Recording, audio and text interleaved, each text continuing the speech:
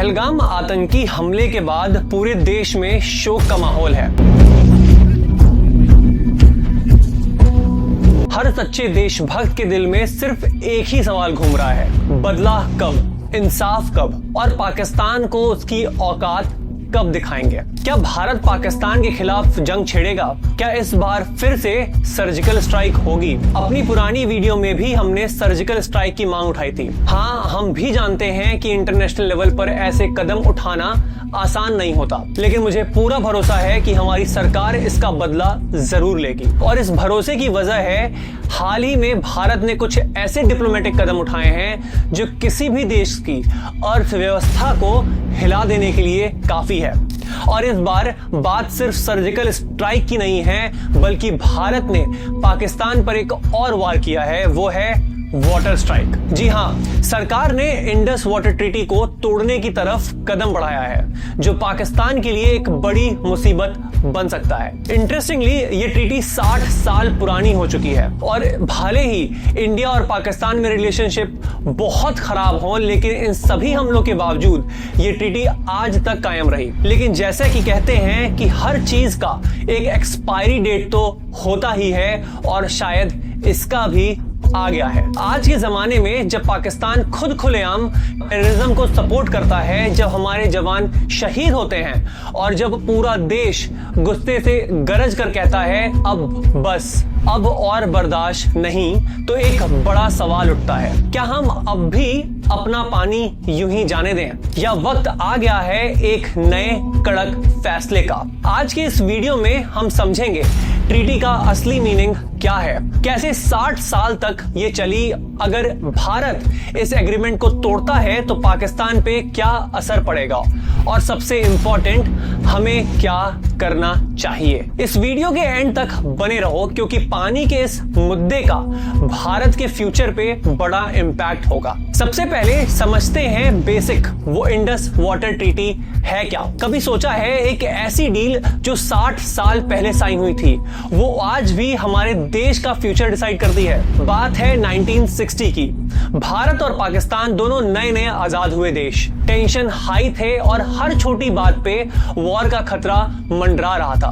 तब world bank के mediation से एक समझौता हुआ, इंडस वाटर्स ट्रीटी। इसका मेन मकसद सिंपल था, पानी को लेके फ्यूचर में लड़ाई ना हो। पर जब बात भारत और पाकिस्तान की हो, कुछ भी सिंपल कैसे हो सकता है? एग्रीमेंट के तहत टोटल 6 नदियों का बंटवारा हुआ। ईस्टर्न रिवर्स रावी, ब्यास और सतलज भारत को मिले फुल राइट्स के साथ, यानी इनका जितना चाहे यूज कर सकते थे, irrigation, drinking water, hydro power, सब कुछ। वेस्टर्न रिवर्स यानी कि इंडस, झेलम और चेनाब पाकिस्तान को दिए गए विथ मेजर यूसेज राइट्स, मतलब पानी का मेजर चंक पाकिस्तान के पास चला गया और भारत सिर्फ अपने ईस्टर्न रिवर्स का पूरा यूज कर सकता था। वेस्टर्न रिवर्स में सिर्फ लिमिटेड राइट्स मिले, जैसे कि इरिगेशन के लिए, हाइड्रो पावर बनाने के लिए बिना फ्लो को डिस्टर्ब किए, और डोमेस्टिक यूसेज के लिए। समझौता था पर सैक्रिफाइस भी था।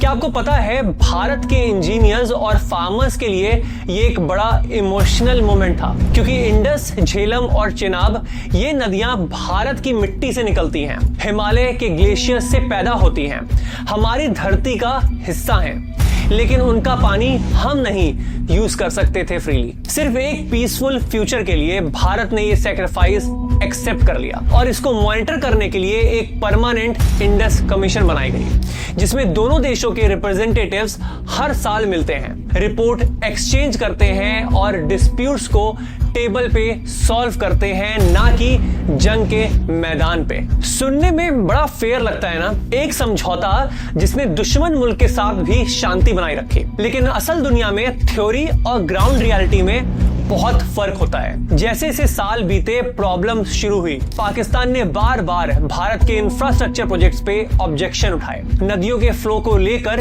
डर पैदा किया, इंटरनेशनल कोर्ट्स को इन्वॉल्व किया, और भारत हर बार पेशेंस के साथ रूल्स के अंदर रहकर काम करता रहा, पानी को हाथ नहीं लगाया, जबकि हर साल हमारे जवान एलओसी पे शहीद होते रहे। ये सिर्फ एक वाटर ट्रीटी नहीं थी, ये भारत के वसुदेव कुटुंबकम वाली सोच का एग्जाम्पल था कि हम सब एक ग्लोबल फैमिली हैं। पर दोस्तों, हर पेशेंस की एक लिमिट होती है। जब हमारे लोग मरते हैं, जब टेररिस्ट अटैक होते हैं, तब एक सवाल उठता है, क्या हम अब भी अपना हक दूसरों को देते रहेंगे? पानी जो जीवन का मूल है, उसका दान करना एक समय पे ग्रेटनेस था, लेकिन आज क्या यह वीकनेस बन गया है? इसी में सोचने का वक्त आ चुका है। अब यहां से स्टोरी और इंटरेस्टिंग हो जाती है दोस्तों। सोचो, एक ऐसी ट्रीटी जो इंडिया और पाकिस्तान के बीच साइन हुई थी, वो सरवाइव कर गई डिस्पाइट इतने सारे वॉर्स, टेंशंस और बिट्रेल्स के बाद भी। 1965 का इंडो पाक वॉर, 1971 का बांग्लादेश लिबरेशन वॉर, 1999 का कारगिल कॉन्फ्लिक्ट, हर बार गोलियां चली, बॉम्ब ब्लास्ट हुए, जवान शहीद हुए, पर इंडस वाटर ट्रीटी का फ्लो कभी फॉर्मली रोका नहीं गया। इतना पेशेंस, इतना commitment, it's nothing short of a miracle. हर साल चाहे सिचुएशन कितनी भी खराब हो, दोनों देश के इंडस कमिश्नर्स मिलते हैं, रिपोर्ट एक्सचेंज होती है, टेक्निकल डिस्कशंस होते हैं और भरोसा बना रहता है, कम से कम पानी के मामले में। एक बेसिक कोऑपरेशन अब तक जिंदा है, लेकिन पिक्चर में हमेशा एक बट होता है। सालों के दौरान कई प्रॉब्लम्स आए। Kishan Ganga hydro electric project, जब भारत ने किशन गंगा रिवर पे डैम बनाने का काम शुरू किया, पाकिस्तान ने चिल्लाना शुरू किया, इंडिया हमारा पानी चुरा रहा है। रेटल प्रोजेक्ट, फिर भारत ने रेटल डैम प्लान किया चिनाब रिवर पे, फिर से Pakistan international court of arbitration भाग गया कंप्लेंट्स के साथ। और ऐसे ही हर दूसरे प्रोजेक्ट पे पाकिस्तान ने अड़चने अटकाई, कभी टेक्निकल ऑब्जेक्शंस, कभी पॉलिटिकल प्रेशर।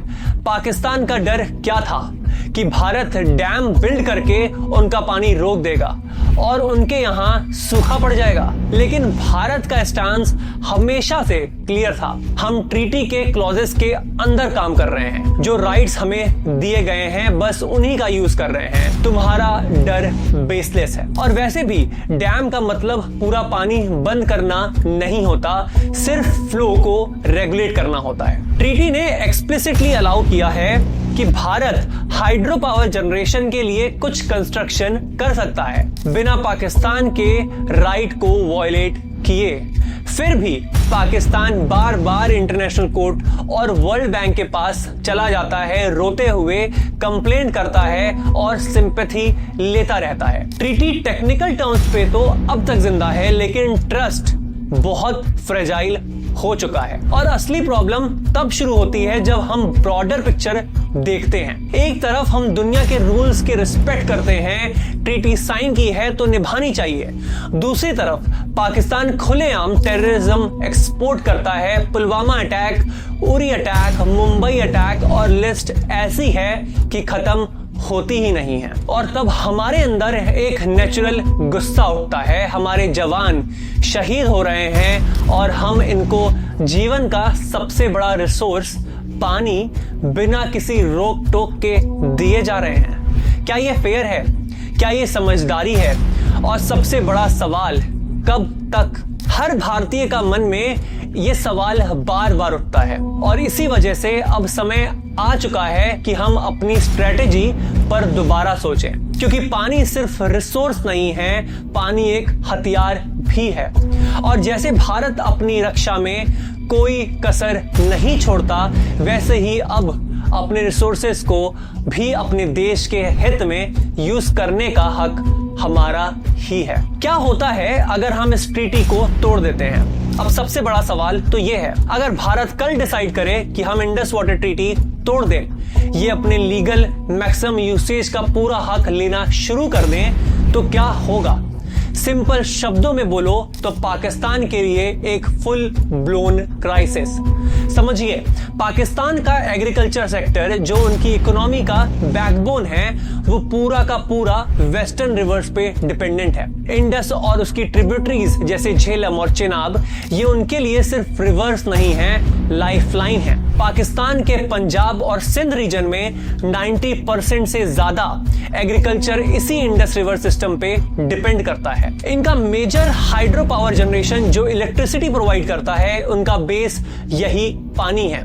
और अगर भारत अपना लीगल राइट पूरा यूज करता है, जैसे ज्यादा डैम्स बनाना, वाटर स्टोरेज प्रोजेक्ट्स डेवलप करना, कैनाल्स का डाइवर्जन करना, तो पाकिस्तान के लिए बहुत बड़ा वाटर शॉर्टेज क्रिएट हो सकता है। सोचो जरा, फील्ड सूख जाएगी, फसल बर्बाद हो जाएगी, इलेक्ट्रिसिटी काट दी जाएगी और एक ऑलरेडी स्ट्रगलिंग इकोनॉमी और भी नीचे गिर जाएगी। और जब इकोनॉमी कोलैप्स करती है तो होता है इंटरनल प्रोटेस्ट, पॉलिटिकल इंस्टेबिलिटी और सिस्टम का ब्रेकडाउन। पाकिस्तान में लोगों का गुस्सा अपनी गवर्नमेंट पे टूटेगा और वो आज भी टूट ही रहा है। और एक देश जिसका स्ट्रक्चर पहले ही वीक है वो और खोखला हो जाएगा। लेकिन पिक्चर यहां खत्म नहीं होती।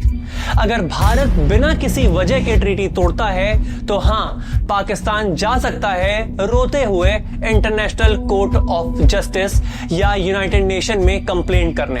इंटरनेशनल मीडिया कुछ प्रेशर क्रिएट करने की कोशिश जरूर करेगा, लेकिन अगर हम सिस्टमैटिक और लीगली अलाउड तरीके से ट्रीटी के अंदर रहते हुए अपने हक का मैक्सिमम यूज करते हैं तो दुनिया कुछ भी नहीं कर सकती। और सच कहूं, आज की दुनिया में पाकिस्तान जैसे टेरर सपोर्टिंग कंट्री को सिंपैथी मिलना भी बहुत मुश्किल है। सबको पता है कि कौन क्या कर रहा है। तो अगर भारत डिसाइड करता है कि हम डैम्स और स्टोरेज बना रहे हैं, हम इरिगेशन के लिए अपना हक ले रहे हैं, हम हाइड्रो पावर के लिए अपने रिसोर्स यूज कर रहे हैं और सब कुछ ट्रीटी के फ्रेमवर्क में हो रहा है, तो दुनिया सिर्फ देख ही सकती है, कुछ कर नहीं सकती। और सच ये है, कितने सालों तक हम अपने दुश्मन को खुद के हाथों पानी देते रहेंगे? कितने सालों तक हम अपने जवानों की शहादत को भूलकर उनको जीवन का सबसे बड़ा रिसोर्स गिफ्ट करते रहेंगे? अब वक्त आ गया है कि भारत अपने हक का पूरा इस्तेमाल करे, अपने रिसोर्सेज को अपने लोगों के लिए प्रायोरिटाइज करे, अपने फार्मर्स के लिए, अपने इंडस्ट्रीज के लिए, अपने जवानों के लिए। क्योंकि जब बात देश की रक्षा की हो तो हर एक बूंद का मायने होता है। दोस्तों, इंडस वाटर ट्रीटी एक डिप्लोमेटिक मास्टरपीस था अपने टाइम का, एक ऐसे वक्त पे जब दोनों कंट्रीज नए नए बने थे और टेंशंस हाई थे।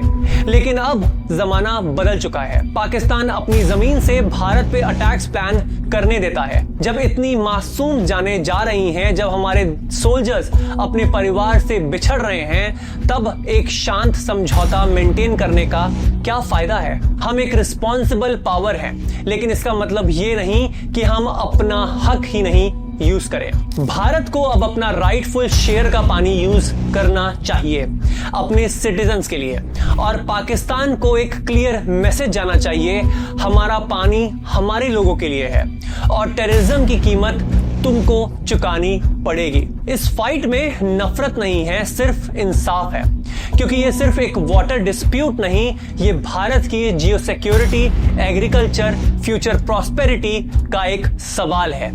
जय हिंद।